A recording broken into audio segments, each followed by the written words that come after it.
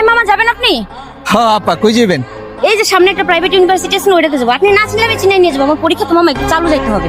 আরে আপা, আপনি কি কইতাছেন? আমি নিজে ওই ইউনিভার্সিটির স্টুডেন্ট। আপনি বহেন, আপনার আমি শর্টকাটে লয়ে যাইতাছি। পরীক্ষার আগে আগে যাবেন গা, বহেন। আপনি মামা প্রাইভেট ইউনিভার্সিটির স্টুডেন্ট হয়ে রিক্সা চালাইতেছেন? আপনি মনে ফেল করছিলেন তাই না? ফেল করছি মানে? পাস করছি আপা, পাস কইরাও এখন রিক্সা চালাই, সবই কপাল। পাস করেও রিক্সা চালান, তাইলে কি আপনি থার্ড ক্লাস পায় পাস করছেন তাই না মামা? থার্ড ক্লাস মানে ফার্স্ট ক্লাস ফার্স্ট। ওই ইউনিভার্সিটির ভিতরে টপ 10 স্টুডেন্ট থাকলে তার মধ্যে আমি একজন। আপনার ইউনিভার্সিটির দেয়ালে দেখবেন প্রিন্সিপালের লগে সুন্দর করে আমার একটা ছবি বাঁধানো আছে। ও মামা, বুঝতে পারছি, রিক্সা চালান মনে হয় আপনার পারিবারিক ব্যবসা তাই না? মনে পাস করে চাকরি বাকরির জন্য অ্যাপ্লাই করেননি? আপনি এটা কি কইলেন আপা? 2 বছরে আমি না হলো 40 জোড়া জুতা খুয়াইছি আপা। প্রতি মাসে 2টা করে জুতা খুয়াই গেতাম, আমি আর চাকরি পাইতাম না। এখন বাদ দিয়ে রিক্সা চালাই।